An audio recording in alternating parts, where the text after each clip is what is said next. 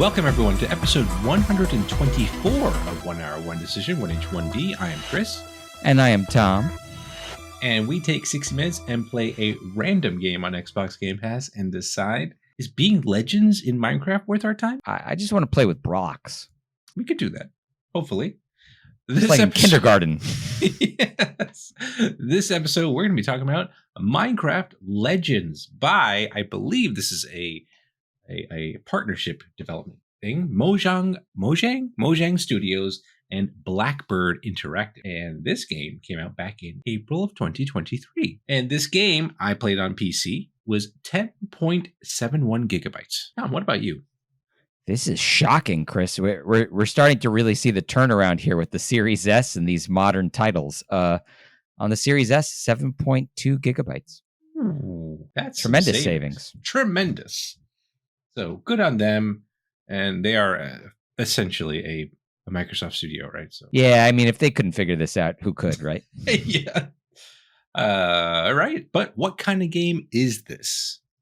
I put that it is a RTS and action game hybrid. I put third-person real-time strategy game? Question mark. I added a question mark. Are you not sure if it's a game? I'm not sure if it's a real-time strategy game. Okay. I was like, I could see where you went with that. Though. Yes, Coffee Talk is game question mark. Yeah. This is game for sure. Yes, this is a game for sure. But what is that game loop in this game? Okay, well, much like other real-time strategy games, collect resources to build structures and soldiers. It's hard to say. Yeah. To defeat the Piglin invaders. Yeah. I just wrote save village outposts. I don't know what I was going on with them, but that's what we were doing essentially in this hour. Yes. That is fair. And to let everyone who's listening or watching know, we did play this game together. Because, and we'll get into it with our likes. I'm going to start off real quick. It has co-op. It is a cooperative game. I don't know how many people can actually play together. At least 4 based on the trailer and advertising. Ooh, okay. Because it shows like 4 players in unison. So nice. So there you go. You could play this with 4 buddies or 3 buddies, included. And play this out. There is a little caveat, though. You can't play co-op until you've passed the tutorial, which I feel like this has been a trend with a lot of games that I've played recently. They always want you to like kind of understand the mechanics, which I think is important. And I think leads to my next like here, that it is a pretty extensive tutorial or a good enough tutorial to get you going with this game. So because it is not like you said. This is not your typical like third-person adventure game. You're actually controlling units. You are building structures all on the fly, or in real time. So, what about with strategy in mind? Yes, you do want a strategery this whole thing. So, I guess going in a slightly different direction, I think the Minecraft aesthetic that they've used is definitely jazzed up versus regular Minecraft. Definitely looks better than regular Minecraft, but still retains that kind of cutesy art style, which means that it's going to be relatively evergreen and continue to quote unquote look good. True. For years to come. It also I thought the cutscenes and the voice acting were pretty solid. Yeah. So we would play through a sequence. Then it would cut to a cutscene. You'd watch a cutscene play out that moved the plot along. And as somebody who's played, vanilla Minecraft, I was not really expecting that. Right. That there's all this lore kind of cooked into this world. I guess over the decade or whatever since the original game came out, like they've really developed the world of Minecraft. And I just was surprised by it. And I think it was well executed, definitely, 2 40-year-old men are not the target demographic here. Yeah. But with that in mind, we grew up with it. Yes, we did. And it's entertaining enough. And for certainly if you were a child, I think it would be really great. Definitely. So. Yeah. I'm curious if this has couch co-op. I don't think it does though, but that may be hard to pull off. That's true.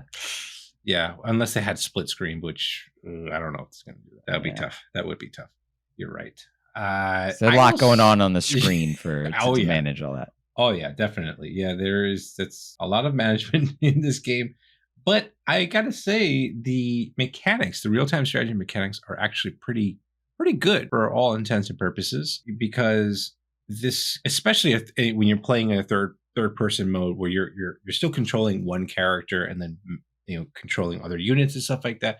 They simplified it enough, but it is still it could be complex. It seems like there's like some layers to it in a way, but they, like I said, again, going back to the tutorial, they kind of they just basically layer on top of it, like how, and then it was a nice way to do that. And as you're progressing through the regular story, they're giving you hints and like kind of reinforcing certain things as you play. So that was good. Yeah, there definitely was, like, the tutorial is kind of the fast version. Yeah, and necessary, as you said, even to get into the real game and start playing with a friend. And then again, while you're playing through the campaign, reiterate and reinforce those instructions. So certainly good to see it kind of all up front at first, and then doled out as you need it. Right. Speaking of the controls, I liked that you can fully remap them. Yep. So if you are not playing on the controller, which I did, that can be a little bit of a challenge. So being able to change them around to whatever you want them to be is always appreciated by me. So yeah, kudos on that. That is good. And I thought the soundtrack was pretty good. It kept you in this kind of fantasy vibe as you're playing the game, which I guess that's what they were going for with this whole lore and all that stuff. So I thought it did a good job of keeping us in, or at least keeping me in that kind of mindset of playing this game. And I feel like the stakes in this game are at least ramped up pretty quickly, because like at first it was like, just save one village from a little bit of like a couple of these like piglins, and then a portal opens up and all hell breaks loose, and you're like, what the heck? So yeah, we had to figure out how to defeat said parties. So that was interesting. Speaking of beating up the bad guys, I liked our little golem friends that we created. Yeah. And I enjoyed when they were successful and they celebrated, and their animations were cute. Yep. I also liked being able to recruit all the woodland creatures into the army. That's right. But did they actually attack? I forget if they did. I have no idea. I certainly was not paying close enough attention. I could send them into battle. I don't know what they did thereafter. Right. I think they kind of they're like, yay. And then like, oh, no, we don't want to do this, and like run away or something. Yeah. Yeah. When you send like ducks and turtles to go fight pig monsters, That was, and I liked also, since we were playing cooperatively, that your resources are shared with buddies. So it's like, you have an idea, like you have an overall idea of like, all right, how many structures can we build and stuff like that. So based on the resources that we collected, which was, I believe, was at the point that we were playing, with stone, wood, and then eventually iron. Yeah. But I'm sure there's a bunch of other resources that you'll pick up, because like as you're walking through the world, which is a pretty big, I would say it's a pretty big world, you see a bunch of like just random resources, and it's like, oh, what do you do with that? So you just don't have a way to harvest them yet. Not yet. Yeah, exactly. So anything else that you wanted to bring up here about likes? I wanted to say I thought the fast travel was nice, because, as you said, the world does get kind of big. Yeah. Like our first trip to one of these outer cities took a while. It did. And then once we did that, though, we were able to very quickly fast travel back to where we came from. So being able to hop around the map, especially when you're getting alerts, you think about a real-time strategy game, right? And normally you're God, basically, and you can just mouse over there, and now you're there. Yep. Obviously, you can't do that here. You have to get there because you're controlling a unit. And they've figured out with the fast travel, a pretty good way of doing that. Yeah. To return to a base and defend it. I do also want to piggyback off this and say that the other kind of neat thing that they added throughout the world is you have basically the best way I can describe it is almost like Mario Kart like pickups. You know, I mean, like Yes. you have to walk through them. So like there's like these reeds that make you go faster. There's literal mushrooms that you can run over that allow you to jump farther and higher. So there's things like that that help you traverse the world quicker as well when you don't have a particular fast travel point. So that was kind of neat to be able to, you know, get you to your destination as quick as possible Right. with it minus and encourage you to explore True. basically while you're on, you know, maybe the straight line path isn't the fastest path. Anything else here, or shall we? I put one other thing that I enjoyed is because it is kind of, or you know, I mean, it is a real time strategy game. If you build sufficient units, Right. you can send them off to battle and more or less walk away from the screen, which is, you know, if you have enough little zerglings and you send them on a mission, you don't need to manage them. They're just going to go destroy the thing. So just point them in the direction and then they'll just go do their thing. And so that was fun. I did like the animations of the stone golems because like, again, each of the units have their particular strengths and weaknesses. So you initially start out with like these wooden golems or whatnot that shoot arrows, and they're better against attacking other units. Whereas the stone golems are great at destroying structures. And the stone golems, they just kind of like jam as quickly as they can against said structures. So it was funny to just watch them just go to town on these things. It was pretty funny. They look like little jackhammers going crazy on the... Right, exactly. Yeah. So we do need to get into our dislikes. We do have to talk about things that weren't so good. I want to start by saying I was incredibly confused and annoyed that the text to speech was on by default. Yeah, you're right. That's weird. That's a weird choice. Weird. Yeah, not sure why they did that, but maybe because the game starts talking to you, and I was like, "Is that coming through on Chris's end? Like, what is that?" Yeah, and then Chris was like, "No, that's your text to speech is on," and I was like, "Why? I didn't turn that on." It's like, "Oh no, it just is on." Yeah, ain't no sense. Yeah, it does it on both the Xbox and PC. So just to be aware of that.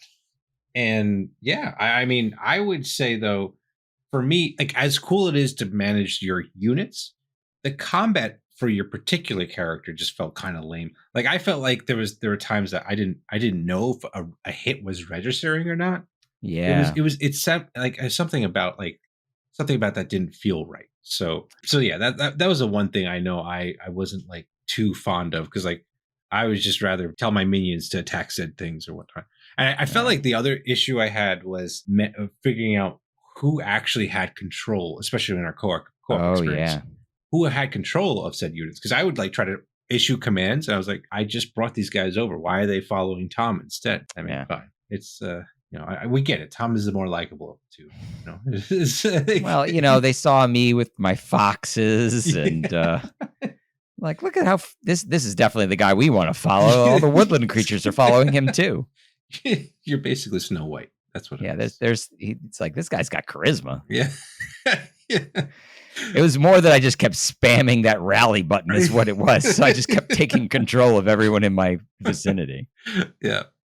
But what else? There are a lot of controls. I've got to say that, you know, to Chris's point, I think the tutorial does a good job of mapping it out, or as best as you really can. Yeah. But ultimately, at the end of the day, especially on a controller, it's a lot. It's a lot to keep track of, you know. Mm-hmm. And so if I felt that way as a seasoned video gamer, right, I could imagine, especially a more casual person, somebody maybe who has only played Minecraft and then jumped into this, would be like, whoa, like there's a lot going on here. Yeah. A lot to learn and to implement. And, you know, a lot of the things require like button combinations where it's like, click this and press down here and then press this. Right. Which is, right. That's a lot. It gets a little much. Yeah. I'm trying to remember, because this is a game that, you know, I think you and I have played something similar. We've played Brutal Legend. Yes. And I played an older game called Sacrifice, which I think Brutal Legend got its ideas from. Sure. That kind of had this similar experience where it's a third person real-time strategy game. And I'm trying to remember if Brutal Legends had as much complicated controls. But I think the problem is, like, I mean, not the problem, but Brutal Legend was like, you're just managing units. I don't think you were building units. Or were you? I'm trying to remember. I don't recall building things in Brutal Legend. I remember issuing a lot of commands to people. Yeah, so It's that's been probably a why while. it's simpler than this, because you're not just managing units, you're managing structures and deploying units from said structures and stuff like Yeah. that. So But it wouldn't be Minecraft if you weren't building, right? So True. like you they have had to do it. They had to do it. You know, we were building bridges, we were building ramps, and you know, adding to the terrain even outside of our own bases. Yeah. Just, you know, and when we would send out our little harvester guys, they would remove terrain. So like you're changing the world as you move through it. Right. I know you touched on this about the art style. I was never really a fan of like Minecraft's art style. Yeah. So, I mean, it looked okay for what it was, but I was still like, you know, maybe I'm just like so jaded with this whole like pixel art or boxy style that I'm like, I'm tired of seeing my kids in their Roblox and stuff like that. So like, this is just one more thing. But in fairness, I mean, Minecraft really did get that ball rolling. So you can't really point the finger at Minecraft and blame them. Right. So they're not copying anybody; they're copying themselves. Right. Exactly. So that's totally fine. What other things that you didn't like about this? I did not enjoy the automatic health regeneration, which seems like a weird thing to nitpick, but for me, at least, it removed any real danger from the whole experience. Like, I was never in any real danger unless I was being incredibly reckless. And then I could just walk away. I just walk away from being reckless, and I was not pursued. I was not like, the enemies are just like, well, he's leaving. Just let him go, I guess. And I just needed to walk far enough away from the arrows and things, and then I'd go get right back to full health. And because the army is still busy at work, you know, knocking things down, right? I just walk back in, start swinging my sword again. Like, I never really thought we were in any kind of danger or that, you know, we were up against the clock. It didn't feel like we were challenged in any real way. Sure. Yes. And in terms of combat and stuff like that, again, while you're set, I agree that the health regeneration was kind of lame. Because like, there was that. I also thought the fact that I couldn't do any damage to the structures was kind of weird too, because like only my units were able to make damage to the structures. So I was like, what's going on? Why you do this to me, Minecraft? Why, you know, like I would think like if you're able to build stuff, you should be able to destroy stuff too. Later in the game, you'll get something that will let you do that. That's fair, because you know there were quite a few open spots on all of those various screens, and the build screens, and there are definitely plenty of like spaces available for future things to be unlocked. Right. There's I see one more thing here that I on your dislikes that I want to make sure you get on, which is the shared experience. How So Chris hosted the experience, right? And we both needed to get through the tutorial. Once Chris was done with the tutorial, he was able to invite me into his world. I started up my own world and then joined his world, like in the middle of mine. Right. And we learned that at the end of the experience, I have nothing. I have nothing on my end to show for my work with Chris. Everything is on his game in his world. Yep. So it does feel kind of lame in that, like, I spent an hour, you know, or so playing this game and basically have nothing to show for it. I have the experience of understanding how to play. Right. But, you know, nothing carries over. Yeah. It's kind of no resources. No, as far as I can now, not even like the unlocks. Like, I think I'm going to have to go and re-unlock all those things if I wanted to play by myself. And this is one thing I thought that Grounded did really well. Is you can have a shared world, and even though there's one host, you can, like, another person can join that shared world after the fact, and like it's like, you know, anyone can just pick up and go as long as you've been in that world. So that was like, it'd be cool if Minecraft Legends did that eventually, just so that again, where you're trying to do your own experience or whatnot, it's like, okay, I have to start all over, which is kind of crappy. I totally agree, but. Nobody likes to start over. No. Anything else before we get to our other thoughts? I am ready to move on. Okay, so this game, How Long to Beat, says takes about 8 hours to complete. The campaign takes about 8 hours. Which, speaking of which, there are other things to point out, which is there are other modes. Like you can play against each other, PvP. Oh, that's right. And there's some sort of like weekly challenge mode as well, or something like that, which is kind of neat. Pretty cool. Okay. Pretty cool if you want to do that. So, yeah. And this game is cross-platform and cross-gen. So your Xbox One, Tom, could be playing this as well. That's pretty cool. Yeah. This also has cloud saves, so I'm assuming that this game is xCloud compatible, but you definitely need a controller for this, because there's no way you'll be able to play this with touchscreen. No, it would be quite the challenge. And yeah, as we talked about though, this game does have like that brutal legend and sacrifice feel to it.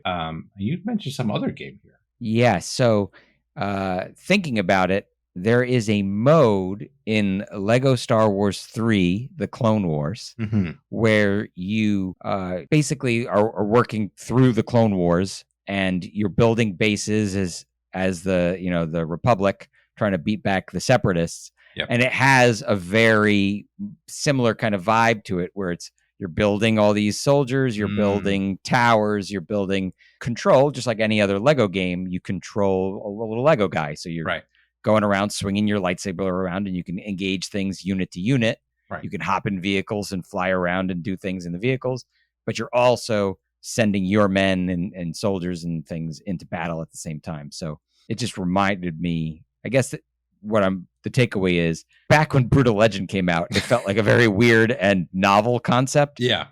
No longer is this a special kind of game. That there are quite a few games like this where they blend the genres together. Right. It's a unique take for sure. And so I guess we got to get into our final thoughts, don't we, Tom? Yes.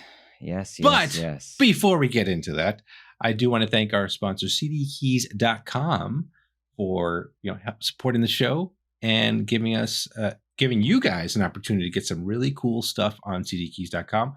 They've got PC, Xbox, PlayStation stuff. Check them out. Always got great deals. Almost sometimes even 90% off of games. So, not bad at all.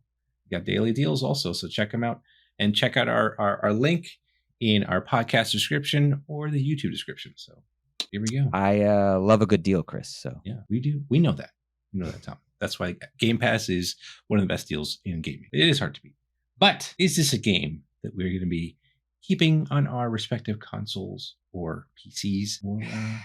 So really, and we saved it for last in the dislikes, but I think it's very important, which is that I'm really bummed that I didn't get to keep any of my progress. Mm-hmm. Like I had fun playing with you, Chris, and I was like, darn, so I think I'd be willing to continue to play this with you, if we wanted to try to beat that story mode together, especially knowing that we can add a couple more people to it, right? That's the other thing to keep in mind, is that that How Long to Beat, let's say they say it's 8 hours.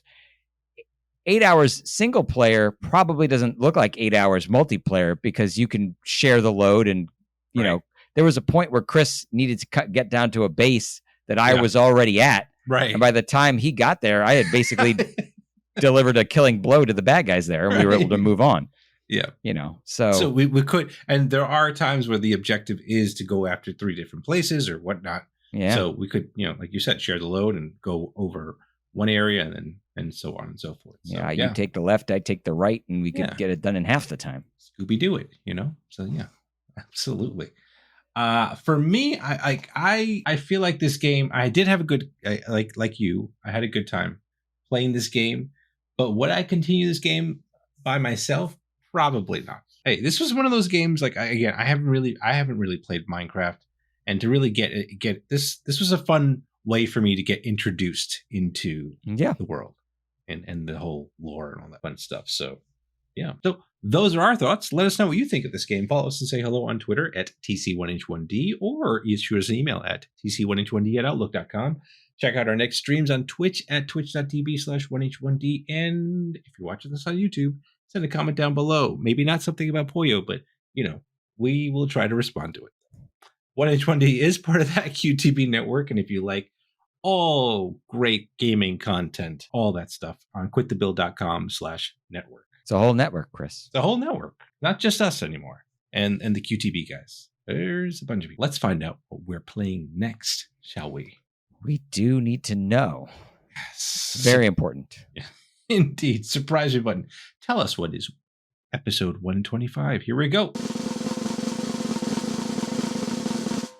Oh, okay. And Cricket 22. they're like 22 little bugs. No, like the sport, not Jiminy Cricket, but the sport cricket. All right. I don't know anything about cricket, but I think we're about to find out. We are about to find out. So that is it for this episode, everyone. Thank you so much for tuning in, and we will catch you on the next one. Thanks, everybody.